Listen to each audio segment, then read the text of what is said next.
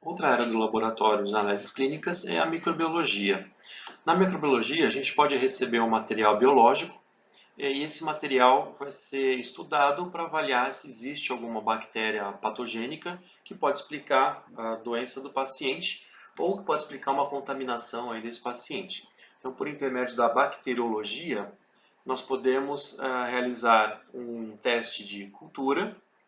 Esse teste de cultura vai servir para identificar essa bactéria, né, ou isolar e depois identificar essa bactéria, e para ver se cresce realmente também alguma bactéria. Então, por exemplo, eu posso fazer uma coprocultura, que é uma cultura bacteriana de exame de fezes, para avaliar se esse paciente tem uma infecção intestinal. Eu posso fazer também uma urocultura, mesma coisa. Eu vou pegar esse material biológico, vou pegar então a urina do paciente, vou semear em meios específicos que permitem o crescimento das bactérias e aí eu avalio se esse paciente tem uma infecção urinária. Posso fazer isso com escarro para avaliar tuberculose, líquor para avaliar meningites e assim por diante. Então eu vou pegar o material biológico, faço uma cultura, se crescer alguma bactéria eu posso fazer o que a gente chama de provas bioquímicas. Essas provas bioquímicas vão ser importantes para a gente poder classificar essa bactéria. Então, essa classificação é muito importante para a gente saber qual é o possível agente agressor daquele indivíduo. Essas provas bioquímicas, então, associadas à microscopia, ou seja, eu vou pegar essa bactéria que cresceu aqui na cultura, eu vou analisar ela no microscópio e eu vou conseguir avaliar algumas características dessa bactéria. Eu vou saber se é um gram positivo, se é um gram negativo, se é um coco, se é um bacilo, se é uma espiroqueta, ou seja, eu vou ter uma informação visual aqui do agente e sabendo desse agente eu consigo ter uma possibilidade diagnóstica um pouquinho maior. Ainda associado, né, nessa bacteriologia, então primeiro eu fiz uma cultura para ver se eu tenho crescimento de alguma bactéria. Eu vou isolar essa bactéria então e depois fazer a prova bioquímica. Seguido disso eu faço a microscopia, como eu acabei de falar, e na sequência eu vou fazer o antibiograma. O que é esse antibiograma? Eu vou pegar essa bactéria isolada, eu vou semear em outro meio e eu vou identificar a sensibilidade a antibióticos. Então eu vou colocar um monte de disquinhos. Então, existem várias técnicas. Uma delas, imagina que eu tenho aqui uma placa onde eu vou ter semeado a bactéria e dentro dessa placa eu vou colocar vários disquinhos. Cada disquinho vai ter um tipo de antibiótico diferente. Vocês estão vendo que meu desenho está ficando lindo. E aí a gente avalia o crescimento bacteriano em volta desses disquinhos. Eu consigo então medir e saber se esse disquinho, então, ele vai ter um antibiótico, ele vai permear no meio de cultura e se essa bactéria for sensível ao antibiótico, eu vou ter uma morte das bactérias que estão aqui em volta. Se esse antibiótico aqui, por exemplo, do lado, se ele não for, que eu vou marcar aqui como número 2, se esse antibiótico aqui, né, se essa bactéria, perdão, ela não for sensível ao antibiótico, eu não vou perceber um halo de eliminação da bactéria em volta. Então eu sei que essa bactéria é resistente a esse antibiótico aqui identificado como número 2. Dessa forma, então, eu consigo avaliar se existe resistência bacteriana e quais antibióticos essa bactéria é sensível ou resistente. E de acordo com esse resultado, o médico então vai conseguir escolher o medicamento adequado para o tratamento desse paciente. Outra área também no laboratório é a imunologia. Na imunologia, tem uma vertente aqui de banco de sangue, né, mas a princípio, na imunologia, eu vou fazer alguns testes, chamados testes imunológicos propriamente ditos. Entre eles, eu tenho a determinação de hepatites, então posso saber se o paciente está contaminado ou se já teve contaminação com uma hepatite B, hepatite C, hepatite A e assim por diante. Eu posso avaliar se o paciente tem HIV ou não. E curiosidade, para esses testes de HIV ou vários dos outros testes, né, que a gente tem na imunologia, a gente usa um termo muito conhecido, que vocês também adiante no curso vão escutar bastante, chamada janela imunológica. O que é isso, pessoal? Isso daqui é o tempo de demora de detecção no laboratório de um possível agente depois da infecção. ou seja, é o tempo que depois da infecção eu consigo detectar que esse paciente está realmente contaminado. Esse tempo é um tempo, enfim, é uma determinação laboratorial, tá, gente? Então, de novo, é o tempo que a gente demora para detectar se esse paciente está doente depois da contaminação. Falando, por exemplo, no HIV, a gente tem uma janela imunológica e alguns testes de ELISA convencionais de até um mês. Ou seja, o paciente pode estar contaminado hoje e ele vai demorar aproximadamente um mês para dar positivo no teste laboratorial. Isso a gente chama então de janela imunológica. Para o HIV, especificamente, como é um teste que demanda uma acurácia maior e uma sensibilidade maior, a gente tem testes moleculares que conseguem detectar a presença, né, do vírus e conseguem identificar se esse paciente está contaminado com um tempo muito menor. Esse um mês passa a 7 dias, por exemplo. Então a gente diminui a janela imunológica e torna esse teste muito mais eficiente. Um outro exame que a gente pode fazer na imunologia é, por exemplo, né, relacionado com o HIV, é fazer a contagem CD4, CD8. O que é isso, pessoal? Esse teste, essa célula chamada CD4, ou CD4 positiva, é uma das nossas células de defesa. É um linfócito chamado linfócito T helper. E esse linfócito CD8 é o chamado linfócito citotóxico, né, o CD8 positivo. E a gente sabe que o HIV ele contamina preferencialmente essa célula CD4. E o linfócito T citotóxico ele acaba, por mecanismos imunológicos, eliminando o CD4, ou seja, o meu sistema imune acaba eliminando o próprio sistema imune. E com isso a contagem de CD4 diminui. Com isso, a gente faz uma proporção CD4 e CD8, o que indica o estado da doença do paciente. Se a contagem CD4 começa a cair, significa que ele está entrando na doença ativa propriamente dita. Outros testes que a gente pode fazer dentro da área de imunologia são testes para determinar as proteínas do sistema complemento, que são também proteínas extremamente importantes envolvidas na nossa defesa imunológica. Eu posso também ainda usar a imunologia para testes parasitológicos. Isso não é uma rotina tão grande dentro do laboratório de imunologia, mas eu posso avaliar se esse paciente, por exemplo, tem anticorpo contra a toxoplasmose. Então eu consigo avaliar se esse paciente já foi contaminado por toxoplasmose, se ele tem a doença ativa no organismo dele, ou se ele nunca teve contato. Né, avaliando anticorpos que esse indivíduo produz ao entrar em contato com o parasito. Isso é um exemplo só, né? Existem várias outras metodologias e várias outras aplicações dentro da imunologia. A imunologia também está presente nos bancos de sangue, como eu havia falado logo anteriormente. No banco de sangue, eu preciso, após receber uma bolsa de sangue, eu preciso fazer a tipagem sanguínea desse paciente. Ou seja, eu preciso saber qual é o tipo desse sangue. Existem vários sistemas de classificação, né, no laboratório. Os mais comuns são os tipos sanguíneos ABO e RH. Né, então, o fator RH seria o positivo e negativo. Mas existem vários outros sistemas que a gente precisa tipar para saber se esse paciente está apto para receber o sangue de um doador ou se esse doador pode ser encaminhado para um paciente específico. Então a gente tem vários aqui, anti-DUF, anti-CAD, enfim, a gente tem vários tipos de testes que são realizados para garantir uma segurança da pessoa que está recebendo essa bolsa de sangue.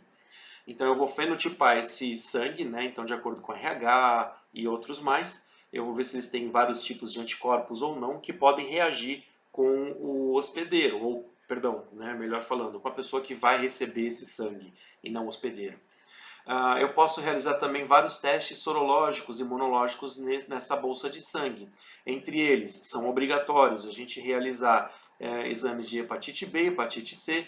A gente vai fazer alguns testes de doença de Chagas, principalmente nas regiões mais acometidas. Posso fazer, ou melhor, devo fazer teste para avaliar se o paciente está com sífilis, se o doador tem HIV, HTLV 1 e 2 e assim por diante. Estes testes eles são obrigatórios de serem feitos na bolsa de sangue para garantir uma segurança para a pessoa que vai receber essa bolsa de sangue.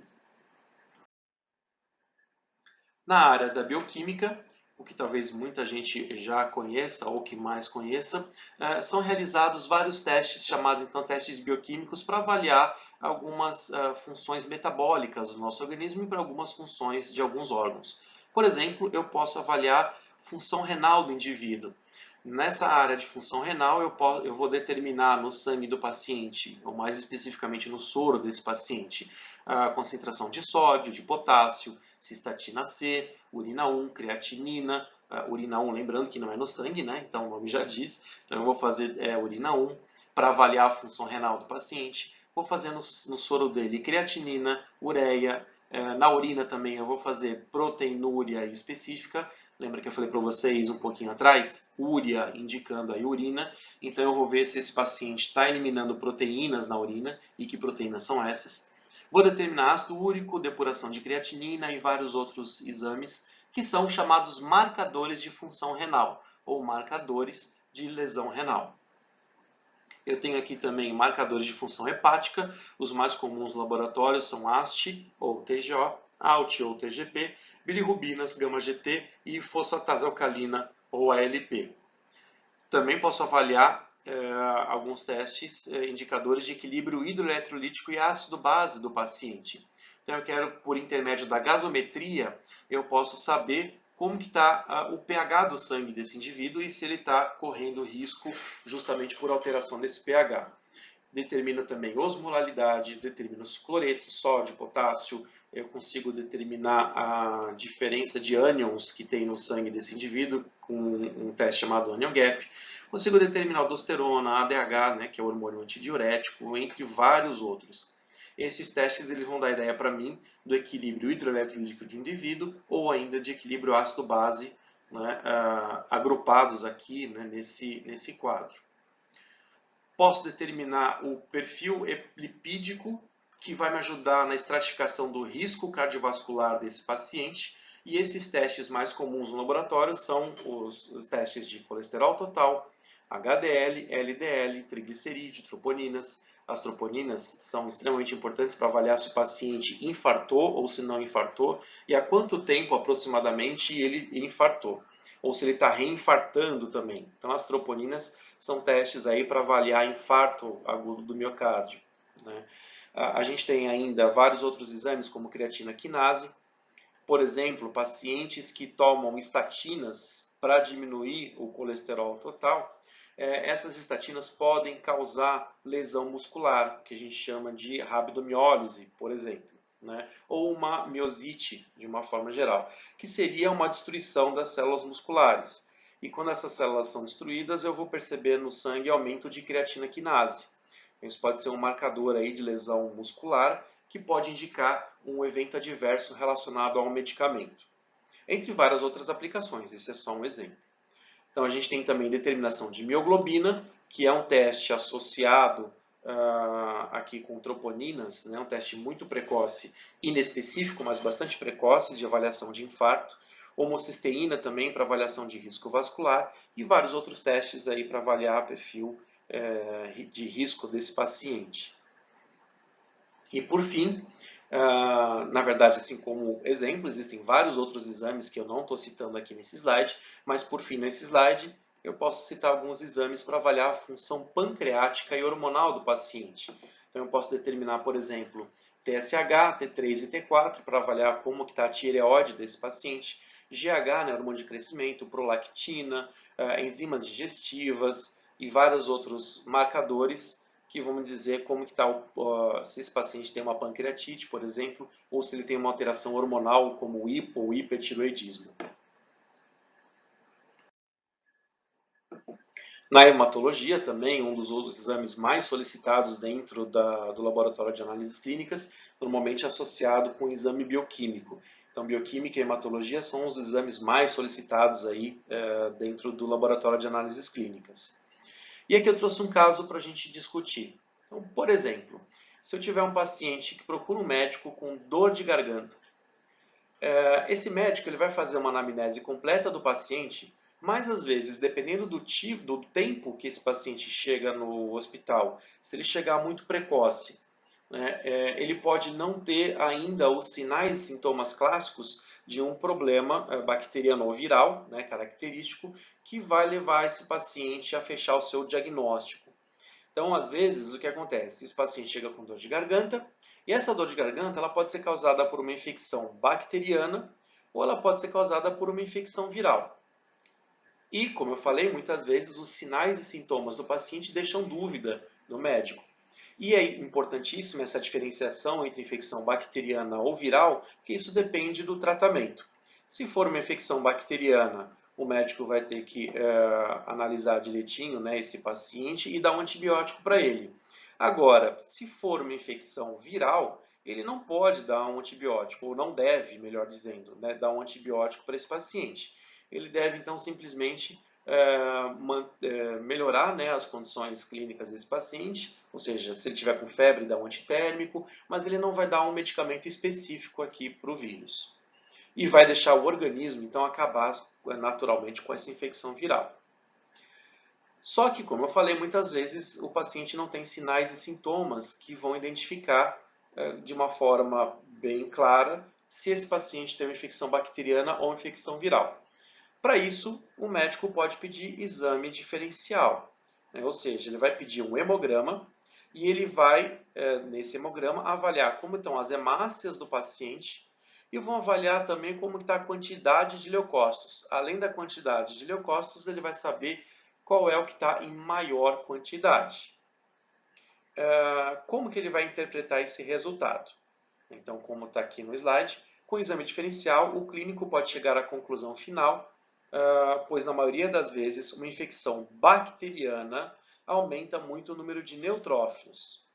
Então, esse exame, né, o hemograma do paciente, vai indicar para mim, vamos supor, se tiver um aumento muito grande de neutrófilo, esse paciente tem uma infecção bacteriana. E normalmente, classicamente, uma infecção viral aumenta muito o número de linfócitos. Então, com isso, esse médico, né, ele vai ter uma ideia um pouco mais apurada do que está acontecendo no organismo do indivíduo. Se tiver característica de grande quantidade de linfócito, o raciocínio clínico do médico vai pensar numa infecção viral. E se tiver uma quantidade muito grande de neutrófilos, o médico vai tender a pensar que é uma infecção bacteriana e junto com os seus sinais, sintomas e sua hipótese diagnóstica, ele pode então fechar o diagnóstico do paciente. Aqui embaixo a gente tem uma lâmina normal indicando o neutrófilo, né, como eu falei acima, a gente vai ter que contar quantos neutrófilos esse paciente tem em um determinado número de células. Eu vou contar a princípio 100 células do paciente, 100 leucócitos, e vou fazer o que a gente chama de exame diferencial, ou seja, eu vou contar 100 leucócitos e dentre os leucócitos eu vou contar quantos são neutrófilos, como esse da célula, quantos são linfócitos, quantos são eosinófilos e outras células a mais. E de acordo com a característica da lâmina, eu consigo também fechar alguns possíveis diagnósticos, ou pelo menos dar uma ideia diagnóstica para o paciente. Essa lâmina ao lado, vocês podem perceber que essa daqui são as hemácias, que eu circulei. Essas menorzinhas aqui, roxinhas, são as plaquetas. E esses daqui, que eu coloquei a seta, são os leucócitos. Especificamente, esse daqui é um neutrófilo da seta. Ao lado, a gente vê que as hemácias estão um pouquinho diferentes. Elas estão com esse halo central mais clarinho e em tamanhos diferentes. Então, eu tenho hemácias maiores, como essa daqui, com halo bem claro aqui em volta, que a gente chama de hipocromia. Eu tenho hemácias menores, que a gente chama, então, essa diferença de tamanho de anisocitose, e formas também diferentes. Eu vou chamar isso de poiquilocitose. Então, aqui a gente tem, como exemplo, uma lâmina de anisopoiquilocitose, ou seja, eu tenho hemácias de formas diferentes e de tamanhos diferentes. E ao centro eu tenho um neutrófilo que está multilobulado. O que é isso? Se a gente for ver nessa lâmina aqui da esquerda, a gente tem um leucócito normal com 3 lóbulos. E essa lâmina à direita, eu vou perceber que esses lóbulos estão multissegmentados. Isso é uma característica interessante. Então, olhando isso na lâmina, eu vou descrever que esse paciente tem neutrófilo multilobulado, ou que eu estou vendo aqui um desvio à direita. E eu tenho hemácias muito grandes, que são hemácias macrocíticas. Isso pode acontecer, eu vou direcionar o meu raciocínio clínico para um paciente com deficiência de vitamina D e ácido fólico, por exemplo. Desculpem a letra. Nossa, acho que eu vou parar de escrever. E ácido fólico, por exemplo. Isso vai induzir uma anemia que a gente chama anemia macrocítica ou megaloblástica. Então, de acordo com a característica da lâmina, eu posso direcionar o meu raciocínio clínico e ajudar o médico a chegar num diagnóstico mais preciso. Esses daqui foram alguns exemplos, né, das áreas que a gente vai encontrar no laboratório e dentro de cada área, como que a gente pode trabalhar com seus exames característicos. Como eu falei no começo da aula, a gente tem uma parte importante, que é a parte depois da análise, que é chamada pós-analítica. Essa parte é importante porque eu preciso rastrear a amostra de um paciente. Vamos supor, se eu tiver uma dúvida de um resultado laboratorial, eu posso, ou melhor, eu preciso resgatar o sangue desse paciente e eu preciso fazer uma nova análise. E esse sangue ele tem que ficar armazenado no meu laboratório, dependendo do tipo de material biológico e dependendo de que teste eu estou fazendo. Então a gente vai ter normas específicas para descarte de material biológico, além do que a gente vai ter regras de tempo de armazenamento dessas amostras. Então aqui ao centro eu tenho um equipamento automatizado para diminuir erro também pós-analítico. Esse equipamento ele consegue fazer uma separação e uma organização do meu teste depois da análise.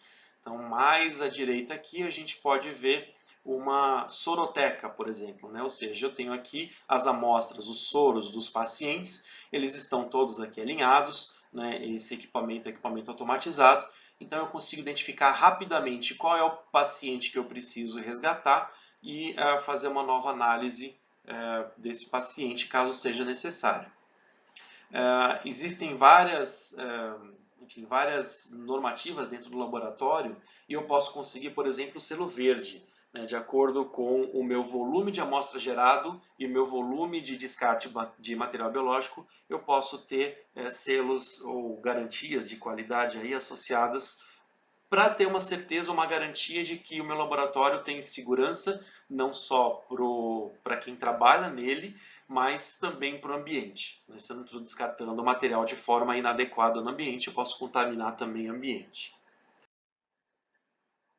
E uma parte também extremamente importante da área de análises clínicas é a interpretação dos exames laboratoriais. O médico ele vai ter como objetivo principal detectar uma doença para um paciente, ou seja, ele vai criar uma hipótese diagnóstica na sua cabeça, de acordo com os sinais e sintomas do paciente, e ele pode pedir alguns exames laboratoriais para confirmar ou refutar a ideia inicial dele. Então, o médico vai interpretar esse resultado para tentar achar uma doença propriamente dita ou alguma condição que ele esteja duvidando. E para isso, então, ele usa o teste laboratorial. O analista clínico em si, ou farmacêutico que trabalha na área de análises clínicas, ele tem uma ideia um pouco diferente dessa interpretação. Então, o farmacêutico que trabalha no laboratório de análises clínicas, ele não vai interpretar esse exame com o intuito de fechar um diagnóstico, como o médico faz. O nosso papel de interpretação no laboratório de análises clínicas é saber se o resultado que eu estou liberando tem uma certa confiabilidade, se ele está coerente com o que o médico espera, para o médico poder chegar num diagnóstico adequado. Então, a minha interpretação aqui é para avaliar se o que eu estou liberando tem coerência e tem lógica ou pode ajudar o médico a chegar numa doença específica. Putz, mas como que eu vou fazer isso no laboratório? Então, eu tenho aqui alguns exemplos e como isso pode ajudar o médico em algumas situações. Então, por exemplo, eu posso ter um paciente que está fazendo testes de coagulação. Então, eu posso ter aqui, como exemplo, TS, que é o teste de sangramento, TC, que é o tempo de coagulação, TP, tempo de protrombina, TTPA, tempo de tromboplastina parcial ativada. Esses testes vão dar a ideia de coagulação do paciente. Então, se eu não ficar atento aos meus resultados, eu posso dar um resultado falso negativo para o médico. Por exemplo, eu posso ter um paciente que está ingerindo ácido acetilsalicílico, né? Então ele está ingerindo aspirina. Essa aspirina ela vai aumentar os tempos de sangramento, tempo de coagulação, enfim. Ou seja, se eu não ficar atento e eu não souber que esse paciente está tomando aspirina, eu vou liberar um laudo para o médico. O médico pode chegar a um raciocínio que ele está falsamente elevado e esse paciente pode ter problemas de coagulação. E isso pode não ser verdade. Esse paciente não tem problema de coagulação ou pode não ter problema de coagulação.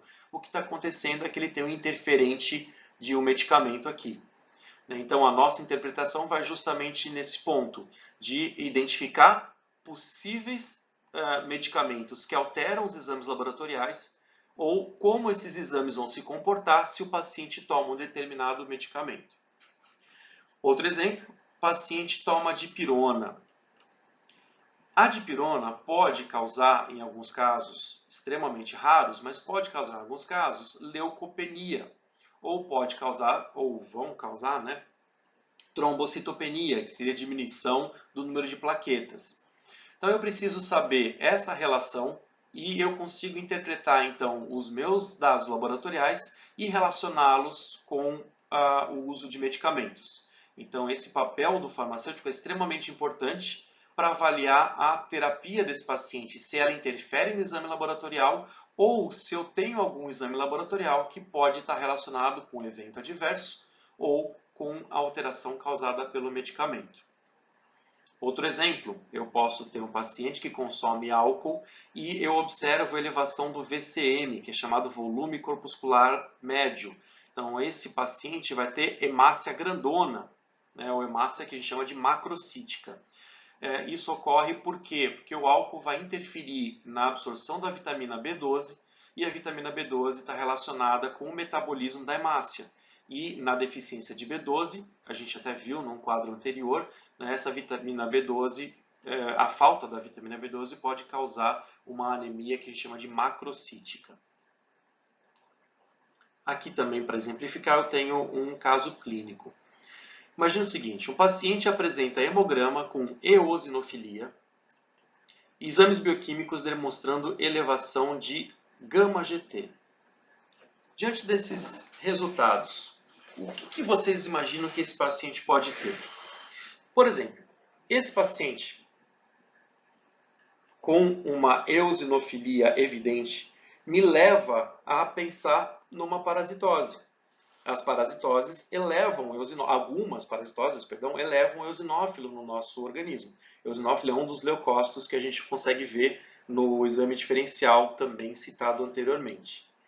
Então, será que esse paciente está com uma parasitose? Gama-GT a gente também viu que faz parte dos marcadores de lesão hepática. Então, será que esse paciente tem uma lesão hepática? Ou ainda, essa eosinofilia pode me levar a crer que esse paciente pode ter uma alergia. Eosinófilo aumenta não só em parasitose, mas aumenta também em alergia. Ou ainda, o aumento da gama-GT pode me levar a pensar que esse paciente é etilista, ou seja, ele consome álcool cronicamente.